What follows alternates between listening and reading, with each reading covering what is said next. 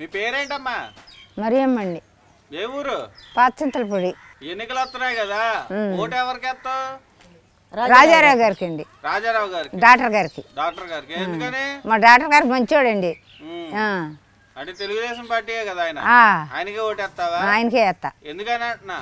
Doctor గారు మంచోడండి, మాకు ఏది కావాలంటే అది అందుబాటులో ఉంటారు.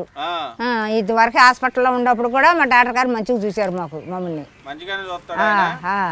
నువ్వెవరికి వేస్తావమ్మా?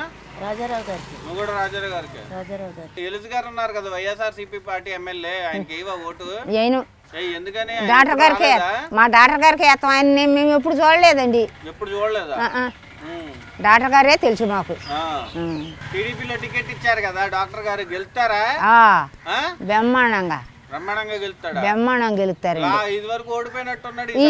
ఇది వరకు మరి ఎందుకో మోసం చేశారండి డాక్టర్ గారిని. ఇప్పుడు మోసం చేయరు, గెలుస్తారు. గెలుస్తారా? అంటే ఆయన పనులు ఎలా చేస్తాడని ఏదన్నా సాయం కోరి వెళ్తే కలుస్తాడా మిమ్మల్ని? ఎప్పుడెప్పుడన్నా కలుస్తారు.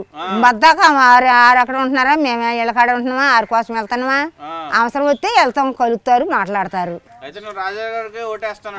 రాజారావు గారికి ఎవరికైనా. వేరే పార్టీ వాళ్ళు అంటున్నారు 3000 ఇస్తాను, 4000. 3000 ఇనండి, 4000 ఇనండి. నేను ఇదే పార్టీ, తెలుగుదేశం పార్టీ. అంటే ఏం చేసిందని ఈ పార్టీ? ఏం చేసినా సరేనండి, నాకు ఓటు వచ్చిన కాడ నుంచి తెలుగుదేశం పార్టీ రామారావు గారి కాడ నుంచి నాకు అదే. అంటే అలా కాదమ్మా, చంద్రబాబు నాయుడు గారు అదంటే బ్యాంకులో డబ్బులు మనిషికి ₹1,00,000 తీశారు. మొన్న 10,000 ఇచ్చారు.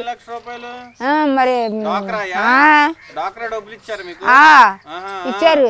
10,000 పసుపు కుంకుమ వచ్చినాయండి. చెక్కులు చల్లమంటున్నాడు. చెల్లుతాయా?